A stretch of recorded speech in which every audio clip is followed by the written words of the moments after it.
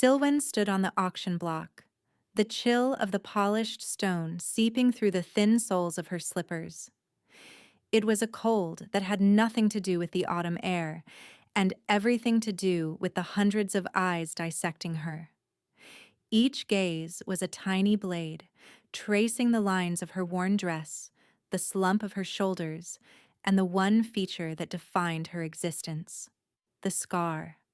A jagged, silvered ruin, it puckered the skin from her left temple down her cheek, pulling at the corner of her eye and mouth in a permanent, mournful grimace. Shame was a heavy cloak, one she had worn for so long it felt like a second skin. Here, under the harsh glare of the enchanted globes floating above the grand hall, it was suffocating. This was the annual conclave mate auction, a tradition as old as the packs themselves.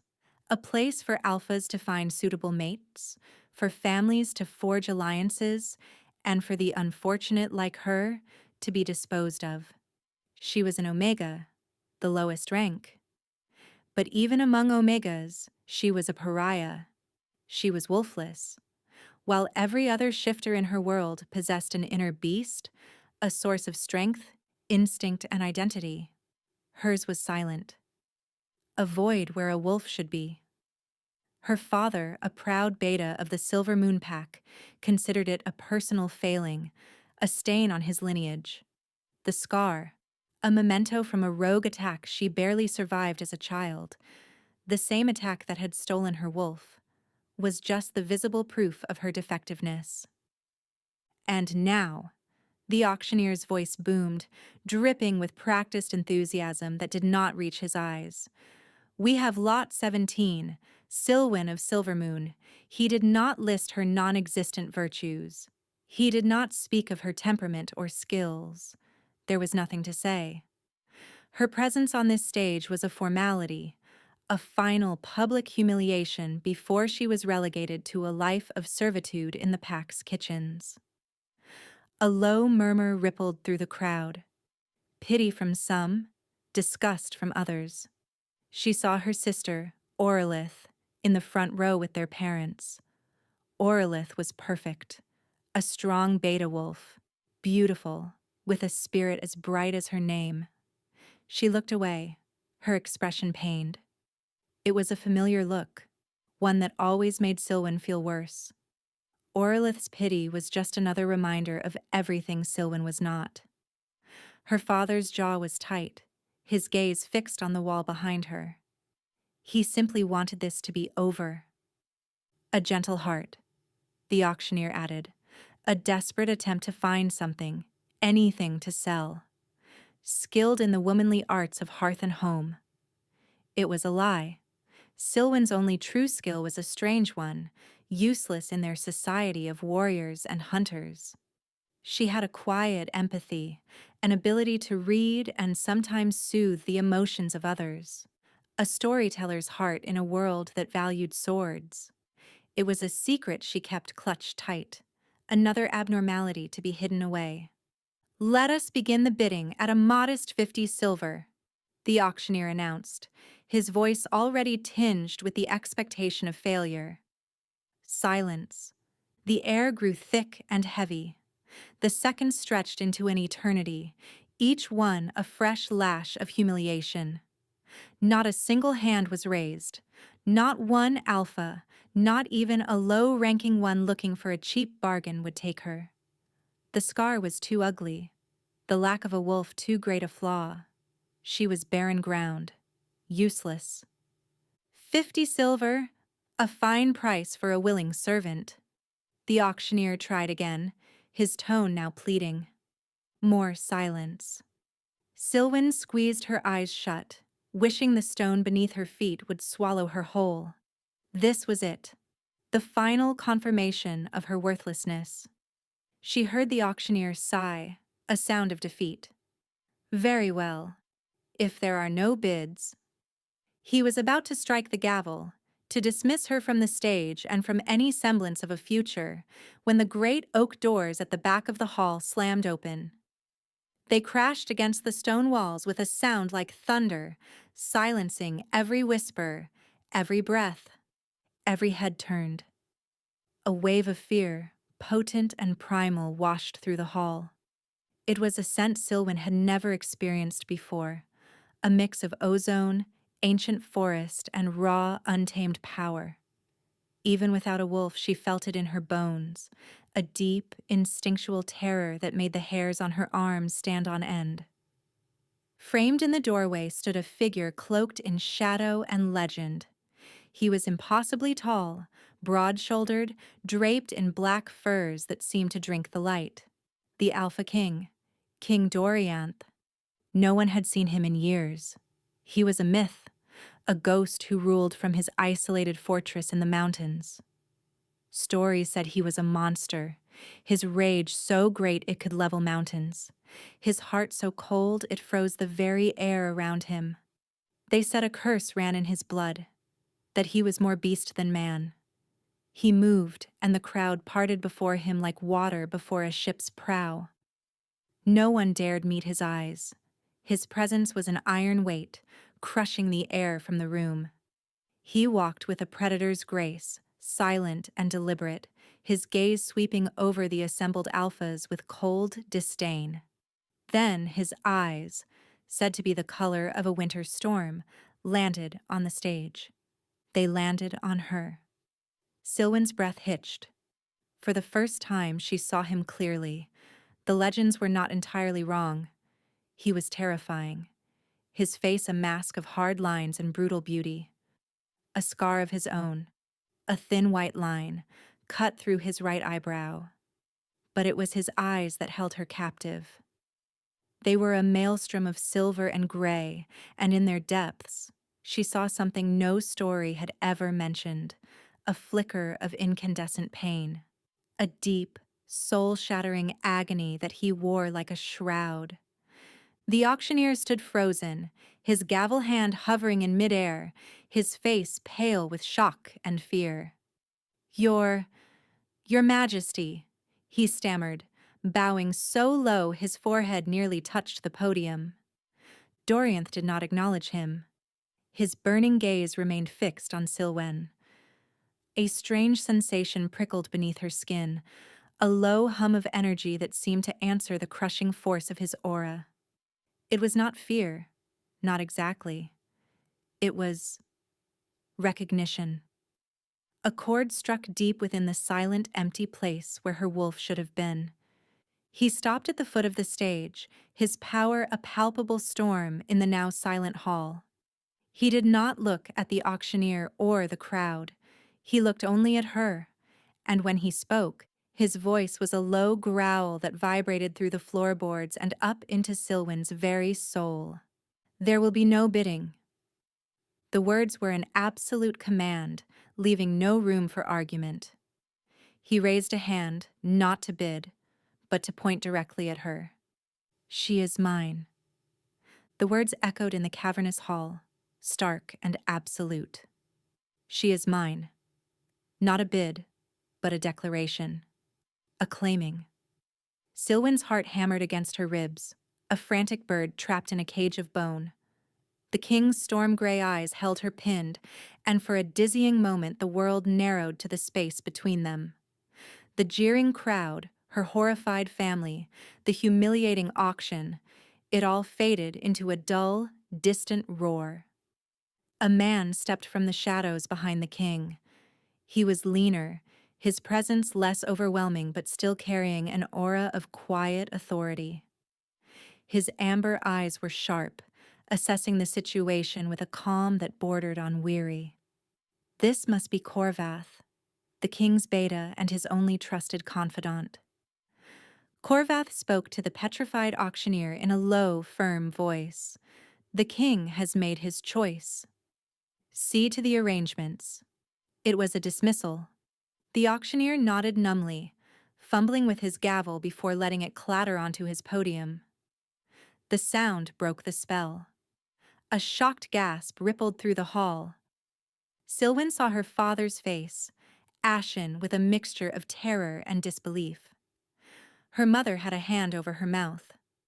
Orlith simply stared, her expression unreadable. King Dorianth turned his back on the stage, a clear sign that the transaction was complete. He did not wait.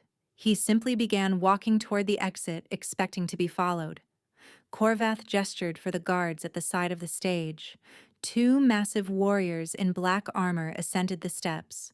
They did not touch her, but their proximity was command enough. Silwen descended the stairs on trembling legs, her mind a whirlwind of confusion and terror. Why? Why her? The scarred, wolfless Omega that no one wanted. What use could a monster like King Dorianth possibly have for a creature as broken as her? The stories painted him as a man who valued only strength, who destroyed weakness without a second thought. This made no sense. She was led through the parting sea of shifters, her gaze fixed on the floor. She could feel their stares, now a mixture of shock, morbid curiosity, and perhaps a sliver of envy from those who craved power at any cost. She was no longer just the scarred Omega, she was the king's property. She did not know which title was worse. Outside, the night air was crisp. A heavy black carriage drawn by 4 horses the color of midnight stood waiting. The royal crest, a snarling wolf's head crowned with iron, was emblazoned on the door in silver. King Dorianth was already inside. Corvath held the door open for her. "Get in," he said. His voice was not unkind, merely efficient. Silwen hesitated for a fraction of a second, her entire being screaming in protest. This felt like stepping into a tomb. But the guard behind her shifted his weight, and the choice was made for her. She gathered her worn skirts and climbed into the opulent darkness of the carriage. The interior was lined with rich, dark velvet and smelled of leather and the king's unsettling ozone scent. He sat opposite her, a looming silhouette against the moonlit window. The carriage lurched into motion, the sound of the horse's hooves a rhythmic drumbeat marking her journey away from everything she had ever known. The silence inside was a living thing, heavy and fraught with unspoken questions. Silwen sat rigidly, her hands clenched in her lap, daring only to watch him from beneath her lashes.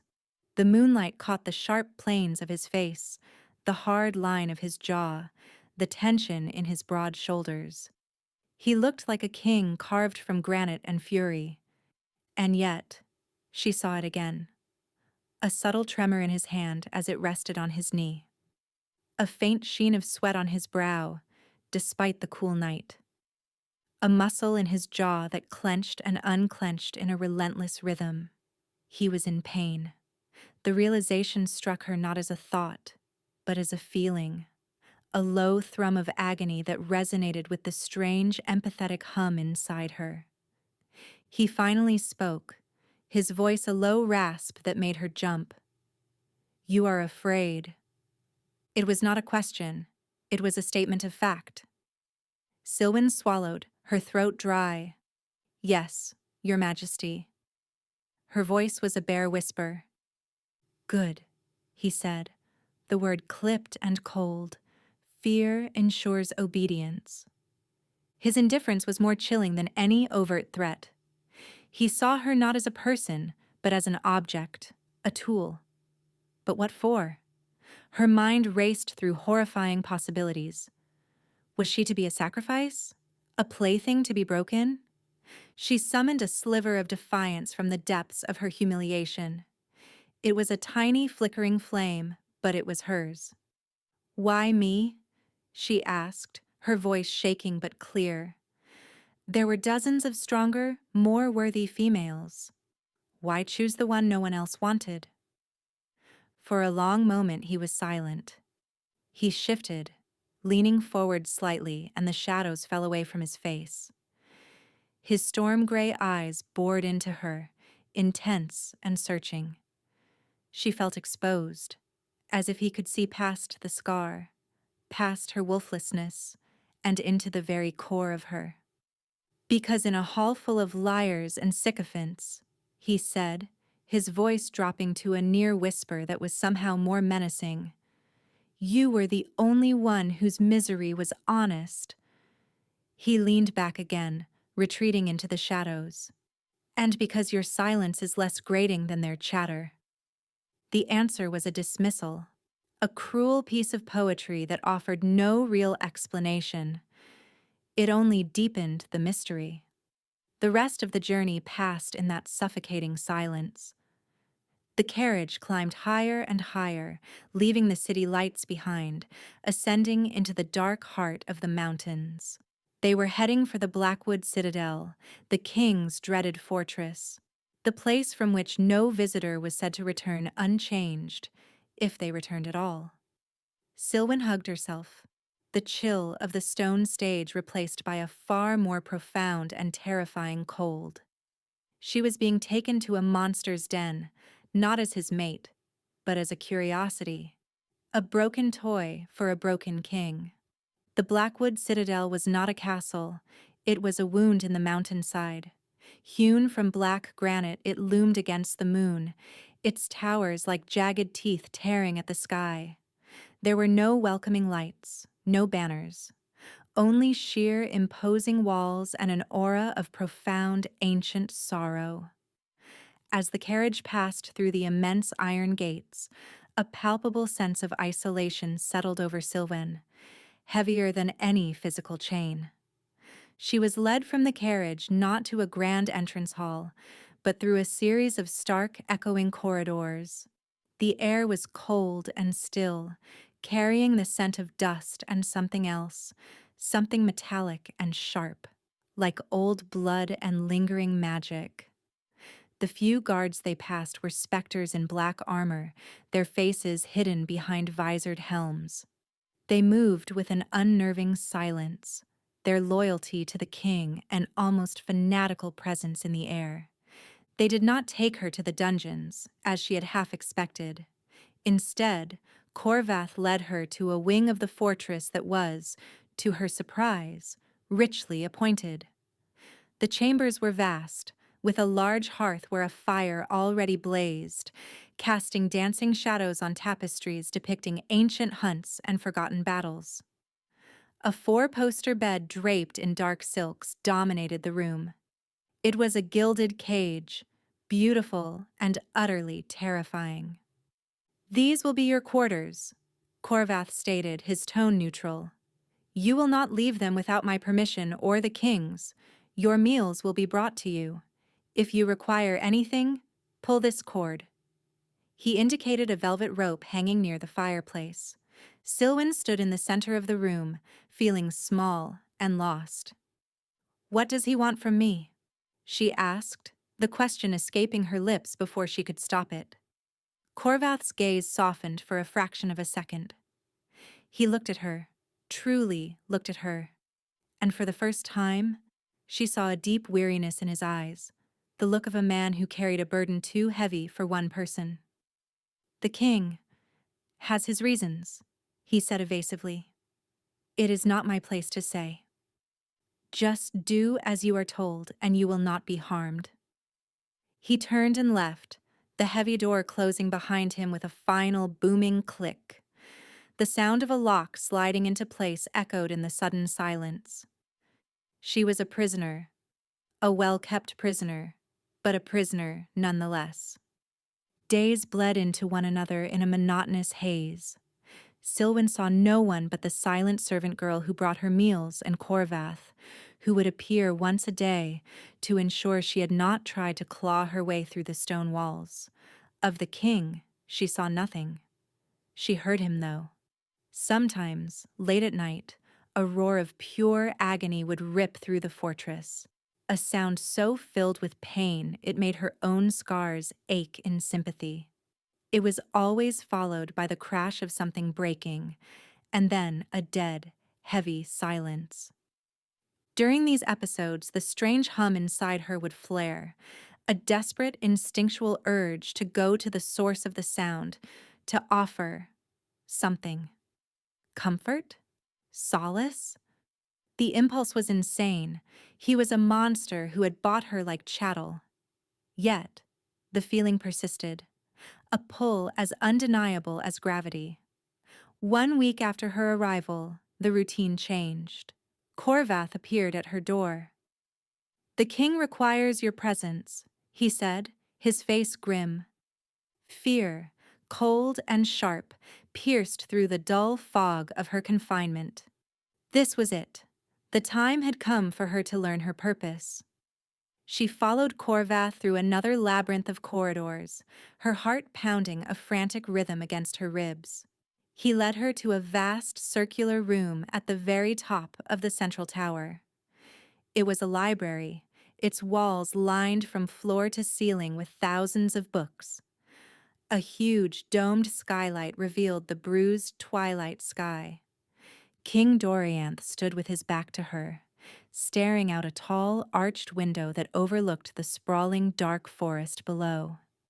He was dressed simply in black trousers and a loose-fitting tunic. Yet his power was a physical force in the room, pressing in on her from all sides. The air around him crackled with a volatile energy. "Leave us," he commanded, not turning. Corvath bowed and retreated, closing the doors softly behind him. Silwen was alone with the beast. She waited in silence, her hands twisted together. The tension in the room was unbearable. The king's pain was a palpable thing today, a sharp, angry static that made her teeth ache. Without thinking, she reached out with that quiet, empathetic part of herself, not to touch, but to simply be. She imagined a calm, quiet pool of water, trying to project a sense of peace to counter the storm raging within him. He flinched, his shoulders stiffening as if struck. Slowly he turned. His face was pale, his gray eyes burning with an intensity that stole her breath. There were dark circles beneath them, and the scar above his eye seemed more pronounced. "What did you just do?" he growled, his voice rough with suspicion. Silwen shrank back. "Nothing, Your Majesty. I did nothing." "Liar." He crossed the room in 3 long strides, stopping a mere foot from her. She had to crane her neck to look up at him. He was a mountain of contained violence. "I felt it. A lessening. The pain." He spoke the last word as if it were a curse. For a moment it eased. How? Her mind raced. To admit her ability was to reveal another strangeness, another defect. But to lie to this man, in this state, felt like suicide. She chose a partial truth. I don't know. Sometimes. People feel calmer when I am near. My mother used to say I had a soothing presence. It was a pathetic, watered-down version of the truth, but it was all she dared offer. He stared at her, his gaze raking over her face, lingering on her scar. He was searching for something, a sign of deception. But all he found was her transparent fear. The muscle in his jaw worked. The agony was rolling off him in waves again. Stronger now, fueled by his frustration. "From now on," he said, his voice tight, "you will spend your days here. In this room. You will sit. You will read. You will do whatever you wish. But you will not leave, and you will not speak unless spoken to." He turned his back on her again, moving to a large carved chair near the fire. He sank into it, his head falling back, a low groan of pain escaping his lips. Silwen understood. It was not her misery he wanted. It was her silence. Her strange, inexplicable, curse-soothing silence. He had not chosen her because she was honest. He had chosen her because, somehow, her brokenness was a balm to his own. She was not a prisoner. She was a medicine. A living poultice for a wound no one else could see.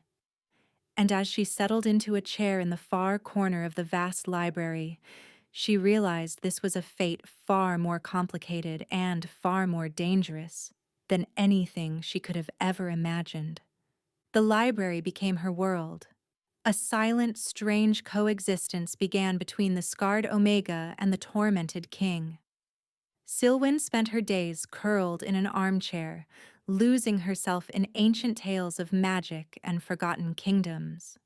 The sheer volume of knowledge was intoxicating, a freedom her mind had always craved. She learned the history of the Pax, the lineage of kings, the lore of the first wolves. It was a stark contrast to her physical confinement. King Dorianth was a constant, brooding presence. He rarely spoke to her, spending his hours poring over maps and ledgers at a massive oak desk, or simply staring into the fire, lost in a battle only he could fight. But Silwen was acutely aware of him, of the taut line of his shoulders, the rhythmic clenching of his fist, the sharp intakes of breath that signaled another wave of his private torment. And he was aware of her. She could feel his gaze on her sometimes when she was reading, a heavy, assessing weight. Her proximity seemed to create a fragile equilibrium. The terrible, pain-filled roars that had once echoed through the fortress at night became less frequent. The violent crashes ceased. A tense, brittle peace settled over the king's tower. This new arrangement did not go unnoticed. One afternoon, the great doors of the library opened without the king's summons. A man entered, his posture oozing a self-importance that grated on Silwen's nerves. He was handsome in a severe way, with silver-streaked dark hair and eyes as cold and calculating as chips of flint. He wore the fine robes of a high-ranking courtier. Dorianth looked up, and the atmosphere in the room instantly dropped several degrees. "Uncle," he said, his voice flat and devoid of any warmth. "You are not welcome here." Now, Dorianth. Is that any way to greet your regent?" The man, Lord Drevanor, smiled, but it was a predator's smile, all teeth and no warmth. His gaze swept the room and landed on Silwen, dismissing her in an instant as one might a piece of furniture. "I merely came to see how you were faring. The council grows restless with your seclusion, and I must admit, I was curious about your new pet." The word pet struck Silwen like a slap. She flinched, lowering her book to hide her face, her scar suddenly feeling as if it were on fire. Dorianth rose slowly from his chair. He was taller than his uncle, broader, and the power radiating from him was not the subtle political kind Drevanor wielded, but something raw and primal. "She is not your concern, and neither is the council. I am the king. They will have my presence when I deem it necessary." Drevanor held up his hands in a placating gesture. "Of course, Your Majesty." "Forgive my presumption. It is only that I worry. Your affliction, it makes you unpredictable. The Pax need stability. They need a strong, visible leader. Or perhaps—" His gaze flickered to Silwen again, a new, speculative light in his eyes. "A queen to ground you." The insinuation was clear. A proper queen, from a strong bloodline, not this scarred refuse from an auction. "Get out!" Dorianth snarled, the word a low growl rumbling in his chest. The air crackled, and the flames in the hearth leaped higher. A tremor of raw power shook the room, rattling the books on their shelves. For the first time, a flicker of fear crossed Drevanor's face. He knew he had pushed too far. He gave a stiff, formal bow. "As you wish, nephew." He cast one last long look at Silwen, his eyes narrowed in thought, a look that promised trouble. Then he was gone. The room was left in the wake of his poisonous presence. The fragile peace was shattered. Dorianth paced before the fire like a caged wolf, his hands clenched into fists at his sides. The pain was back. She could feel it, amplified by his rage. His breaths came in harsh, ragged gasps. "He poisons everything he touches," Dorianth bit out, more to himself than to her. He has coveted my throne since the day my father died. He sees my condition as a weakness to be exploited, a door through which he can seize power. Sylvan remained silent, her heart aching for him. She knew what it was like to be seen only for your perceived weakness, to have your worth measured by your flaws. Drevanor had looked at her with the same disdain her own father had. Dorian suddenly stopped his pacing and looked directly at her. His eyes were wild, the silver depths swirling with agony and fury. "He will try to use you," he said, his voice raw. "He will see you as a lever to move me, a pawn. Do you understand?" She nodded, her throat too tight to speak. "Stay away from him," he commanded. "If he approaches you, you will tell Corvath immediately. Do not speak to him. Do not even look at him." He took a step closer, his shadow falling over her. "He is more dangerous than any rogue in the woods. His venom is subtle, and it is always fatal." The warning hung in the air between them, a solemn vow of shared threat. Drevanor was not just his uncle, he was an enemy, and by her mere presence, Silwen had been placed squarely in the middle of their silent, deadly war. She was no longer just a medicine for the king's curse. She was now a target for the man who wished to see him fall. The gilded cage had suddenly grown teeth. The encounter with Lord Drevanor left a dark stain on the quiet sanctuary of the library. A new, sharper tension settled in, the fear of an external threat compounding the internal one that perpetually plagued the king. Dorianth grew more withdrawn, his moods darker and more volatile. The periods of relief her presence provided seemed to shorten, the pain clawing its way back with renewed vigor. One night, a storm raged outside the citadel, mirroring the tempest inside its king. Rain lashed against the skylight of the library, and thunder cracked like the sky itself was breaking apart. Silwen had been unable to sleep, the oppressive atmosphere of the fortress thick with a sense of impending doom. She had crept from her room to the library, drawn by an instinct she couldn't name. She found him there, not at his desk, but on his knees in the center of the room.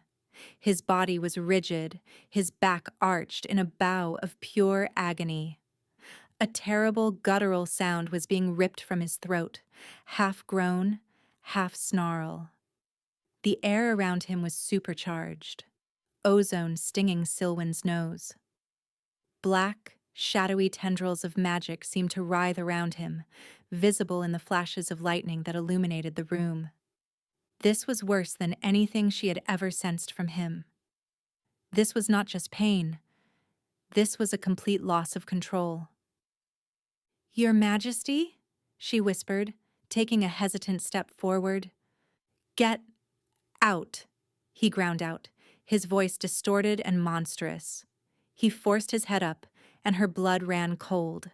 His eyes were no longer silver gray.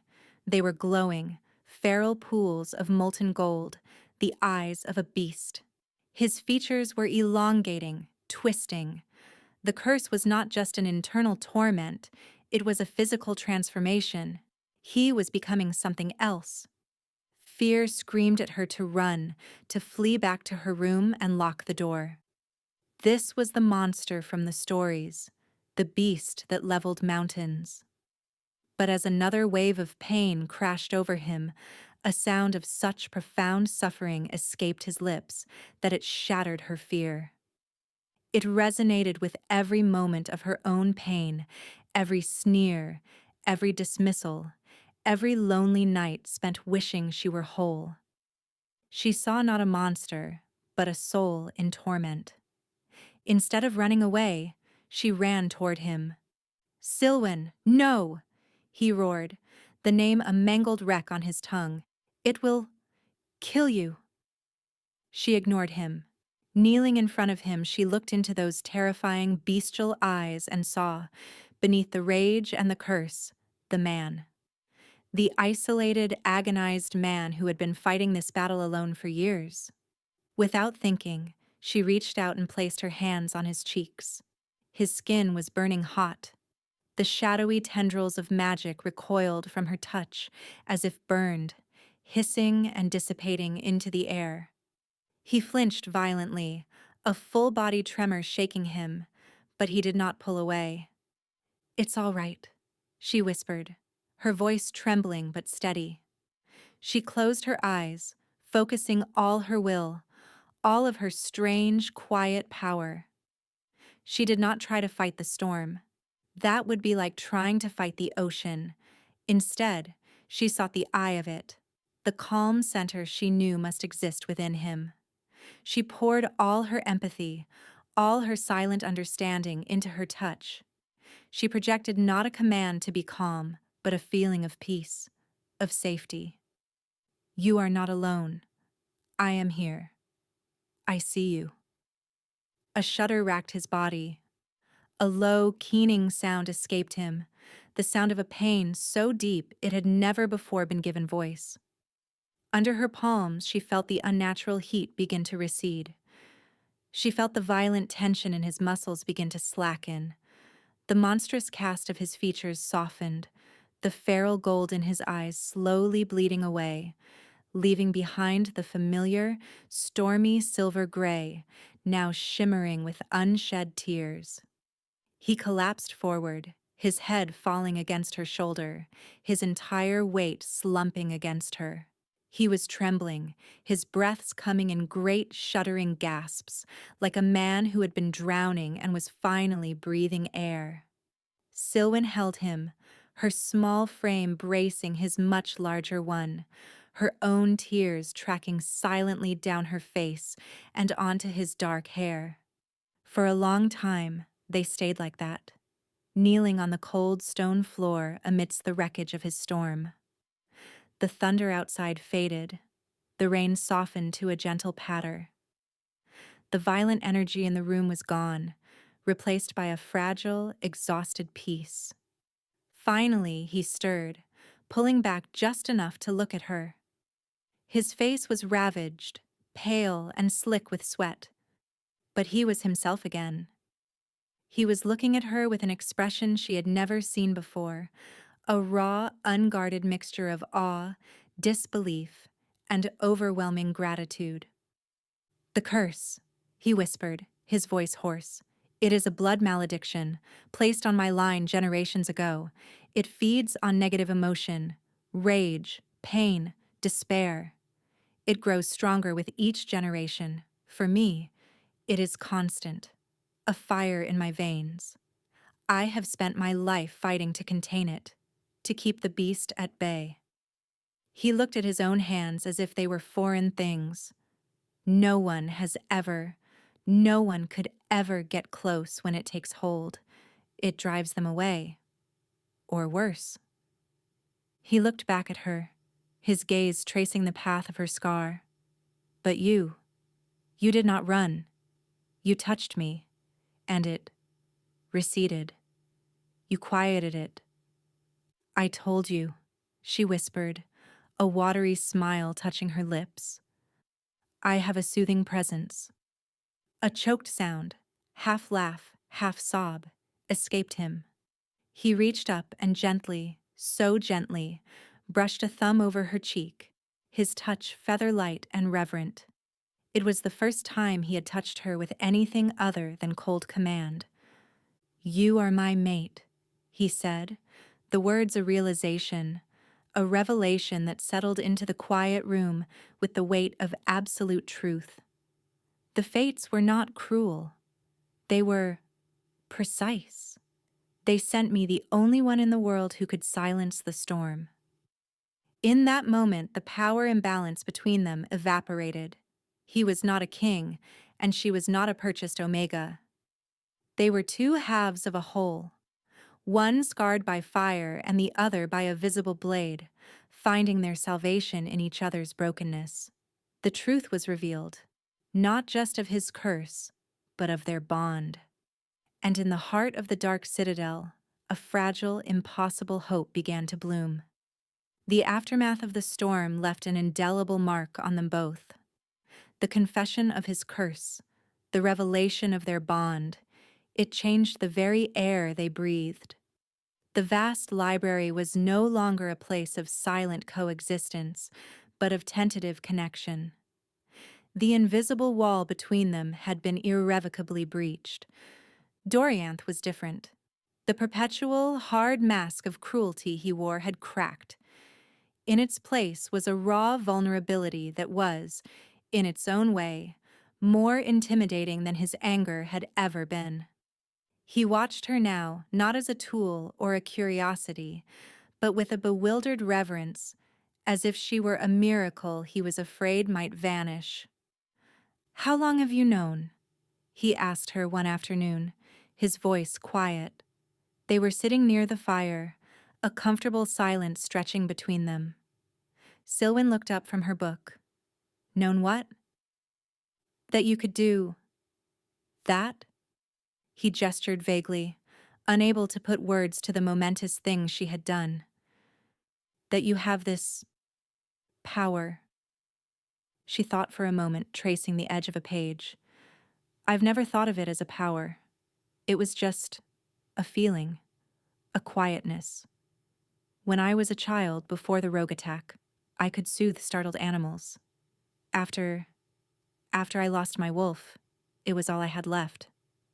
But it was useless. No one in my pack valued quietness. They valued strength. A strong arm, a strong wolf." Her gaze drifted to her scar, a reflexive, painful habit.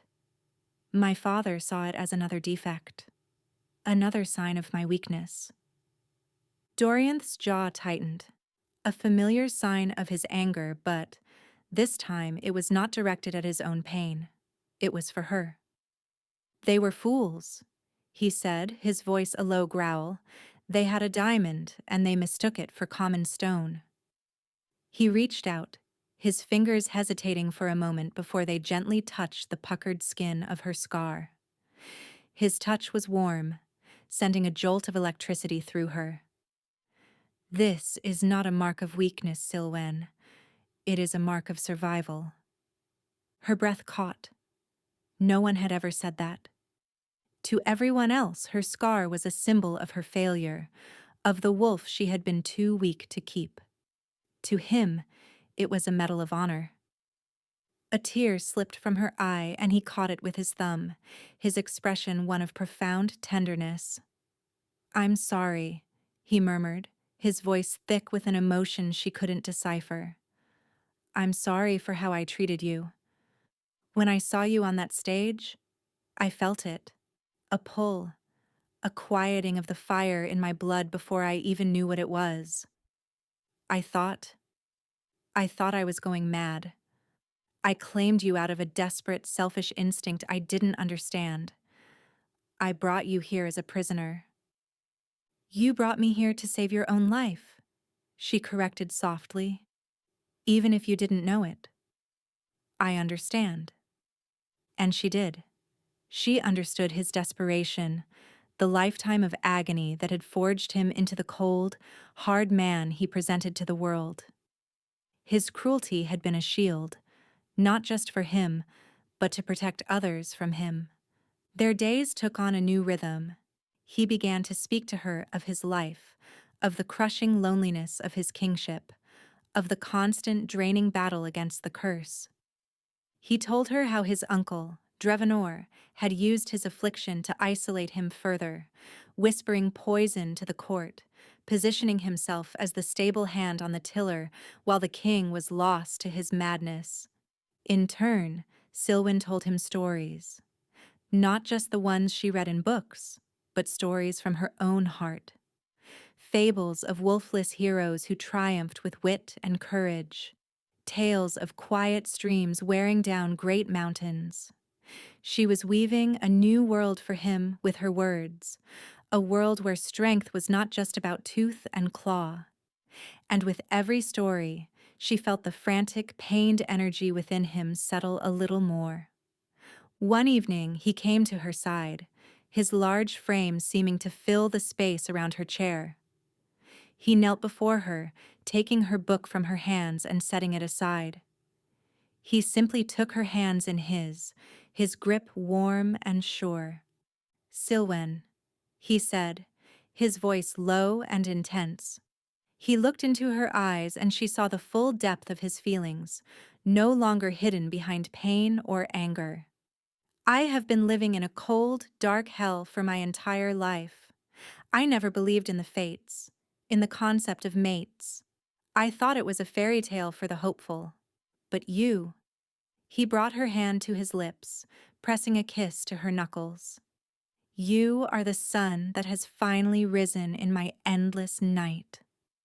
Her heart swelled, so full of emotion it felt like it might burst.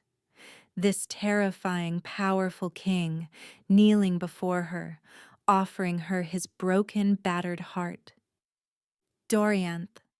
She whispered his name for the first time, the sound of it a prayer on her lips.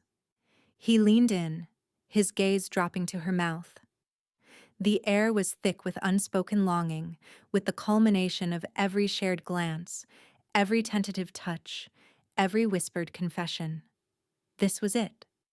The moment where their bond would be sealed not by fate or prophecy, but by choice. But just as his lips were about to meet hers, the great doors to the library burst open. Corvath stood there, his face pale and his breathing ragged. "Your Majesty," he panted, his eyes wide with alarm. "It's Lord Drevanor. He's convened an emergency session of the council. He has declared you unfit to rule. He's using your absence as proof of your instability. He's making a move for the throne. Now." The moment shattered. The tender intimacy vanished, replaced by the cold, harsh reality of the threat that had been looming over them. Dorianth rose to his feet, his face hardening back into the granite mask of the king. The storm was no longer inside him. It was gathering over his kingdom. And Silwen knew, with a certainty that chilled her to the bone, that Drevanor would not stop at the throne. He would come for the one thing that could make his nephew whole. He would come for her. The news Corvath brought was a declaration of war.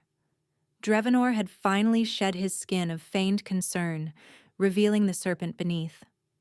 Dorianth's face was a thundercloud. The brief peace Silwen had brought him burned away by a cold, righteous fury. He would not dare, Dorianth snarled, but they all knew he would. Drevanor had been sowing seeds of doubt for years. The king's reclusiveness, his rumored madness. It was all the ammunition his uncle needed. "He has," Corvath insisted, his voice grim.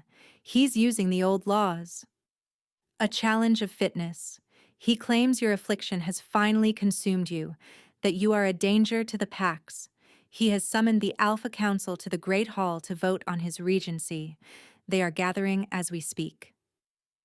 Dorianth began to pace, the library suddenly too small to contain his restless energy. "It is a coup, plain and simple. He knows I cannot appear before them. The stress, the anger, it would trigger the curse. My transformation in front of the entire council would prove his every lie." He slammed a fist onto his desk, the wood groaning in protest. "He has me trapped." Silwen's heart seized with fear, not for herself, but for him. Drevanor had engineered a perfect checkmate. If Dorianth remained hidden, he forfeited his crown. If he appeared, he would become the monster his uncle claimed he was, and lose it anyway. "There has to be a way," she said, her voice small but firm. Dorianth stopped and looked at her, his eyes filled with a desperate helplessness that tore at her soul. "The only way is for me to face them, and I cannot." He turned to Corvath. "Ready the citadel guard. If he takes the throne, it will be over my dead body." "That will mean civil war, Your Majesty," Corvath warned. "Pack against pack. The kingdom will bleed." "It will bleed either way under his rule," Dorianth retorted bitterly. Silwen's mind raced. Drevanor's plan relied on Dorianth's curse, but Drevanor didn't know about her. He didn't know the curse could be soothed. A desperate, terrifying idea began to form in her mind. "I will go with you," she said, stepping forward. Both men turned to stare at her. "Absolutely not," Dorianth commanded, his voice leaving no room for argument. "He will see you as the source of my recent stability. He will kill you without a second thought to remove your influence."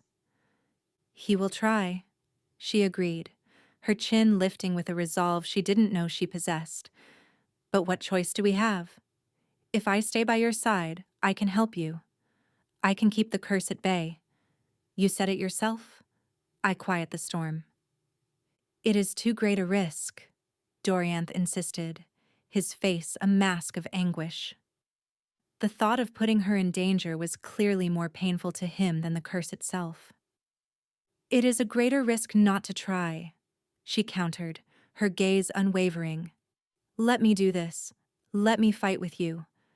My strength may be quiet, but it is strength all the same. Trust me, Dorianth." He stared at her, a war raging in his eyes between the king who had to save his throne and the man who had to protect his mate. The man was losing, but the plea in her eyes, the sheer force of her will, finally broke through his fear. He saw in her not a fragile Omega to be sheltered, but a queen ready to stand beside him. He gave a slow, reluctant nod.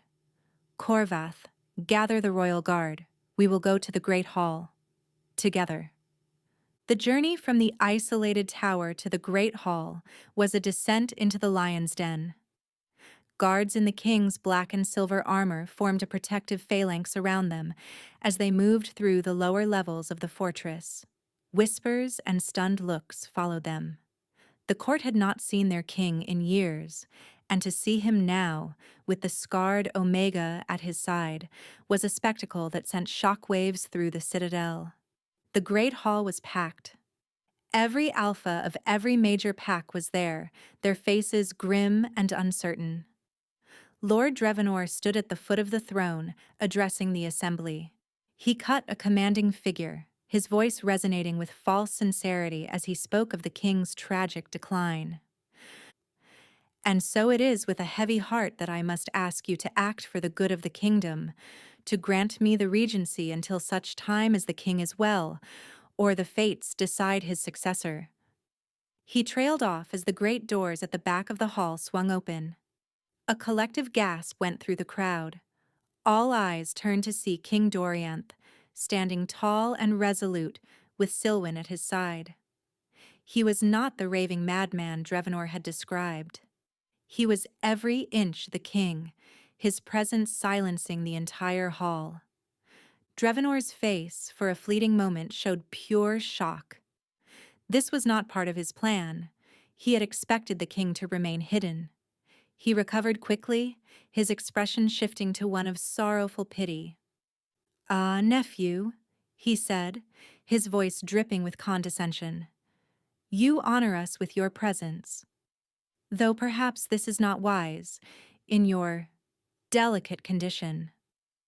Dorianth ignored him, his gaze sweeping over the assembled alphas. Silwen stayed close to him, her hand resting lightly on his arm.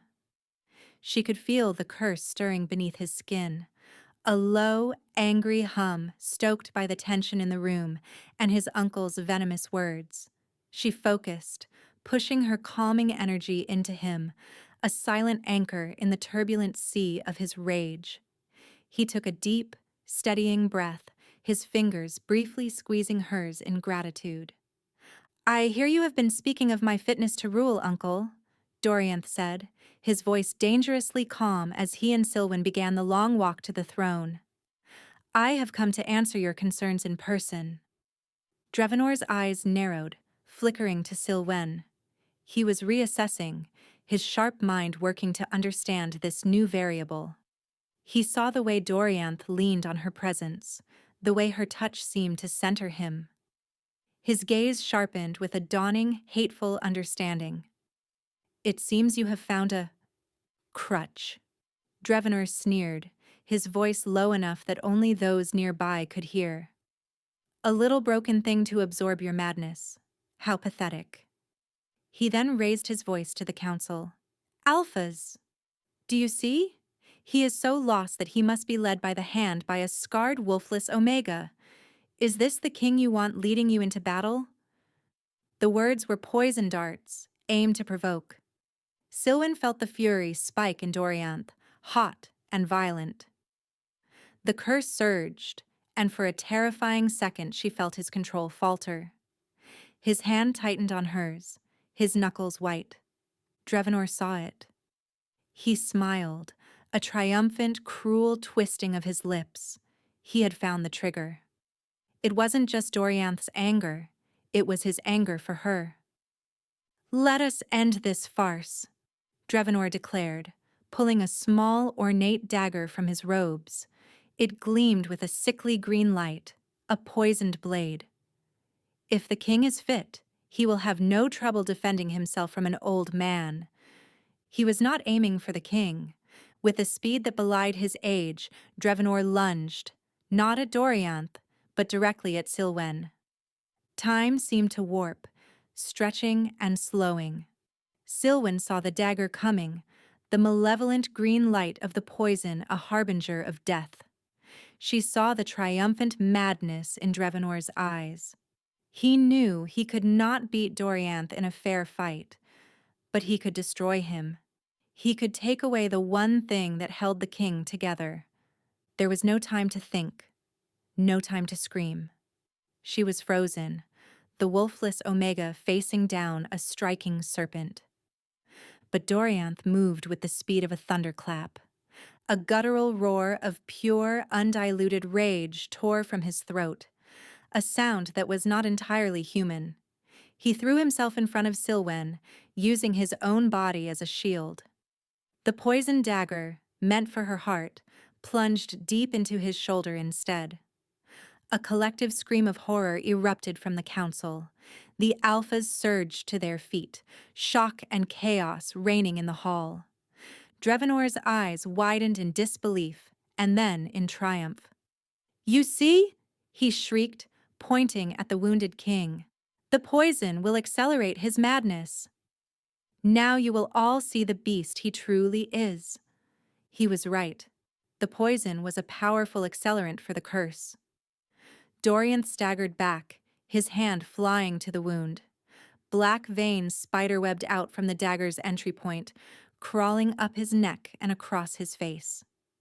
His body began to contort.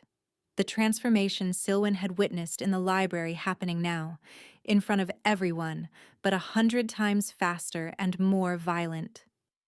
His silver eyes burned gold, his teeth elongated into fangs, and his powerful frame began to twist and swell. The beast was breaking free. This was Dorianth's ultimate choice. To save her, he had sacrificed himself. He had exposed his deepest, most guarded secret, his monstrous vulnerability, to the entire world. He had chosen to become the monster to prevent her from being harmed. Pain and love warred in his feral eyes as he looked at her one last time, a silent, desperate apology. Run. But Silwen would not run. Not this time. Her fear was gone, burned away by a fierce, protective love that was more powerful than any alpha's command. He had shielded her with his body. She would shield him with her soul. No, she said, her voice ringing out with surprising authority in the chaos. She stepped forward, placing herself between the transforming king and the stunned council. She looked not at the beast he was becoming, but at the man within. Dorianth, look at me, she commanded. She reached out, placing her hands on his face, just as she had done before. The skin was burning, the dark magic of the curse and the poison a raging inferno beneath the surface. The shadowy tendrils lashed out at her, but she held firm. I am here, she whispered, pouring every ounce of her being, every bit of her calming power into him. You are not alone. Do not let it win. Fight it. He snarled, a reflexive, bestial sound, his body fighting her touch. But his golden eyes remained locked on hers, a sliver of the man still present, still fighting. She knew just soothing him would not be enough. The poison was too strong, the curse's grip too deep. She had to do more. She had to sever the root. Closing her eyes, she reached deeper with her empathy than she ever had before. She bypassed the rage, the pain, and sought the very source of the malediction, the ancient, twisted knot of magic that had festered in his bloodline for generations. It felt like a knot of black, rotting ice in the center of his soul. It was cold, hateful, and alive. It fought back, trying to fill her with despair and fear. It showed her visions of her own deepest insecurities, the sneering faces from the auction, her father's disappointment, the rogue's claws tearing at her flesh. But the visions had no power over her anymore. Dorianth's love, his sacrifice, had healed those old wounds. She was not the scarred, wolfless Omega anymore. She was his mate. She was his queen. She gathered all her love for him, all her newfound strength, and focused it into a single point of pure, white light. It was the light of a quiet heart, the light of unconditional acceptance, and she pushed it directly into the icy heart of the curse. For a moment, there was an unbearable pressure, a silent psychic scream as the ancient magic fought against her. Then, with a soundless shatter that echoed in the souls of everyone present, the curse broke. A wave of pure energy erupted from Dorianth, throwing Silwen back. Corvath caught her before she hit the floor. The shadowy tendrils around Dorianth dissolved into dust. The black veins receded from his skin. The monstrous transformation reversed itself, his features softening, his body returning to its human form. He swayed on his feet, the dagger falling from his shoulder with a clatter, the wound already starting to heal with a shifter's resilience. He looked down at his hands, then up at the stunned hall. He took a breath, a true, deep breath, and a look of utter astonishment crossed his face. For the first time in his life, the fire in his veins was gone. The constant gnawing pain, the simmering rage, it was all gone. There was only quiet. His stormy eyes, clear and free, found Silwen's. He crossed the space between them in 2 strides and pulled her into his arms, burying his face in her hair. "You saved me," he breathed, his voice choked with emotion. "You saved me." The hall was utterly silent. The alphas stared, their expressions a mixture of awe and disbelief. They had witnessed a miracle. They had seen their king become a monster, and they had seen this small, scarred woman gentle him with nothing but a touch. They had seen a power greater than any physical strength. The spell was broken by Drevanor. Seeing his plan in ruins, his face contorted in a mask of pure hatred. "She is a witch." "A sorceress," he shrieked, lunging for the fallen dagger. He never reached it. Corvath, his face a grim mask of loyalty fulfilled, stepped in his path. With a single, efficient movement, Corvath drew his own sword and ran the traitor through. Drevanor collapsed to the floor, his eyes wide with shock. The serpent finally silenced. Dorianth did not even glance at his uncle's body. He pulled back from Silwen, his hands framing her face. He looked at her not as a king, but as a man reborn. In front of the entire council, in front of the whole world, he leaned down and kissed her. It was a kiss of gratitude, of love, of a bond not just fated, but forged in fire and sacrifice. It was the kiss of a king and his triumphant queen. The great hall remained in a state of stunned silence, broken only by Dorianth's ragged breaths as he pulled away from their kiss. He kept his forehead pressed to hers, His eyes closed as if savoring the newfound peace within him. The world had just been remade, right before the eyes of the most powerful shifters in the kingdom. Slowly, Dorianth straightened up, though he kept a protective arm wrapped firmly around Silwen's waist. He turned to face the assembly of alphas. His face was no longer a mask of cold fury or hidden pain. For the first time, they saw their true king, strong, yes, but also clear-eyed and calm. The terrifying, unpredictable power that had always surrounded him was now a steady, confident aura. "You have all borne witness today," he said, his voice ringing with an authority that needed no volume. "You have seen the truth of the curse that has plagued my bloodline, and you have seen the lies spread by my uncle to usurp my throne." His gaze swept over them, missing nothing. "But more than that, you have witnessed true strength." He looked down at Silwen, his expression softening with a love so profound it was a tangible force in the room. "For generations, we have valued the strength of the fist and the fang. We have prized aggression and dominance. We have looked at those who are different, those who are quiet, and we have called them weak. We were wrong." He gently touched her scar, the gesture now achingly familiar and public. "This is Silwen of Silvermoon, the Omega you saw discarded and devalued. Her wolf is silent, but her heart is the strongest in this kingdom. Her empathy, a power we dismissed as useless, has just severed a curse that generations of warriors could not break. She did not defeat the darkness with violence, but with compassion. She is not my crutch. She is my salvation." A murmur went through the crowd, a sound of dawning understanding and deep respect. They were looking at Silwen differently now. They saw not a scarred outcast, but a figure of immense power, a woman who had saved their king and, by extension, their kingdom from civil war and a tyrant's rule. Dorianth raised her hand, their fingers intertwining. "She is my mate, and she will be your queen." He did not wait for their approval. It was a proclamation. He led her toward the throne, the alphas parting before them, many bowing their heads in a show of deference they had never truly given him before. They were not bowing to his power now, but to his wisdom. He ascended the dais but did not sit. He turned, facing the hall with Silwen by his side.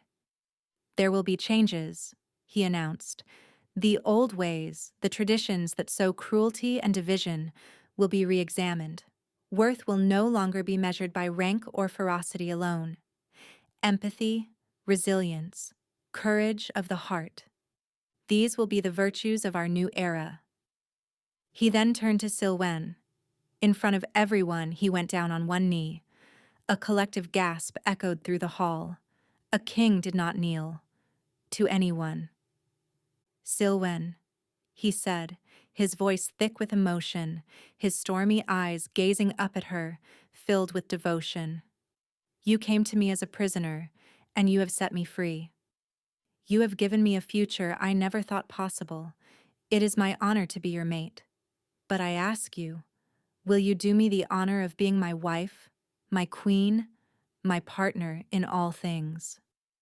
Tears streamed freely down Silwen's face, but they were tears of joy, of a happiness so overwhelming it threatened to burst from her chest.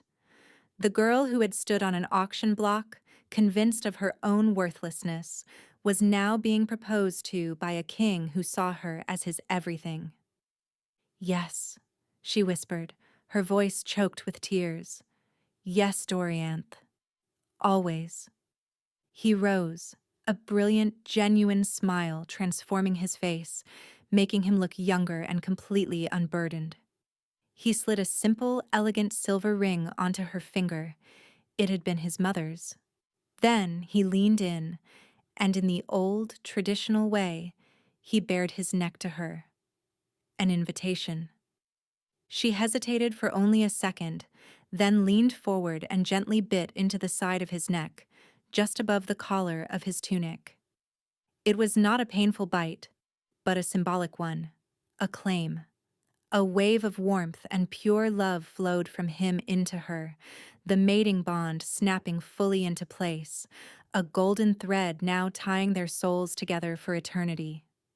He then did the same for her, his touch impossibly gentle as he marked her. A feeling of utter completeness, of finally being home, washed over her. The empty space inside her where her wolf should have been was no longer a void. It was filled with him. When they pulled back, the great hall erupted, not with the polite applause of a court, but with a roar of genuine, heartfelt approval. The alphas cheered for their new queen and their reborn king. It was the sound of hope, the sound of a new dawn breaking over a kingdom that had lived in shadow for far too long. Their union was not just the solidification of a bond, it was the foundation of a better world. 1 year later, the Blackwood Citadel was transformed. The black granite walls that had once seemed so menacing were now draped in the vibrant banners of the United Pax. Sunlight streamed through windows that had been cleaned of a generation of grime, and the fortress, once a place of sorrow and isolation, was now filled with the sounds of life and laughter. The name had even been changed by popular decree. It was now the Sunstone Citadel, a testament to the queen who had brought light into the darkness. Queen Silwen stood on a balcony overlooking the central courtyard, a gentle breeze stirring her hair. The ugly, puckered scar on her cheek was still there, but she no longer saw it as a flaw. It was part of her story, a map of where she had been. Dorianth's words echoed in her heart daily, a mark of survival. She wore it with pride, a pair of strong arms wrapped around her from behind, and a familiar, beloved scent of pine and clean air enveloped her.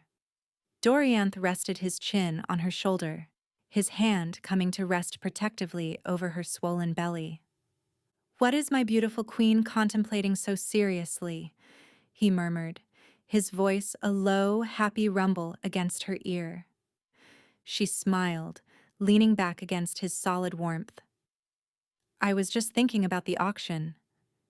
He stiffened slightly. "A dark day." "No," she said, turning in his arms to face him. She reached up, tracing the scar above his eye, no longer a mark of a tormented king, but simply a part of the man she loved. "It was the day my life began. I was so afraid, so certain I was worthless." "You were never worthless," he said fiercely, his gaze intense.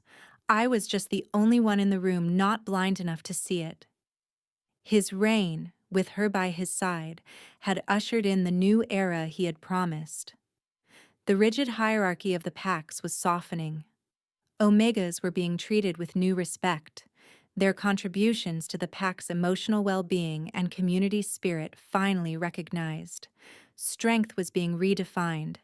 Dorianth, free from his pain, ruled with a wisdom and compassion that had earned him the fierce loyalty of all his people. He listened more than he commanded, a lesson he credited entirely to his queen. Silwen's own useless skill had become one of the most valued in the kingdom. She had established councils where grievances were heard not with threats, but with understanding. She taught others how to listen, how to empathize. Her quiet power was healing the fractures in their society, one conversation at a time. Her sister, Orlith, was now one of her most ardent supporters, their relationship healed and stronger than ever, free from the shadows of pity and shame. Dorianth leaned down and pressed a soft kiss to her lips, then another to her rounded stomach. "And how is our little miracle today?" he asked, his voice filled with awe. The royal healers had been shocked. A wolfless Omega, they had whispered, could never conceive, especially not with the Alpha King. But their bond had defied all rules, all expectations. Their child, a symbol of their impossible love, was a miracle that belonged to the entire kingdom.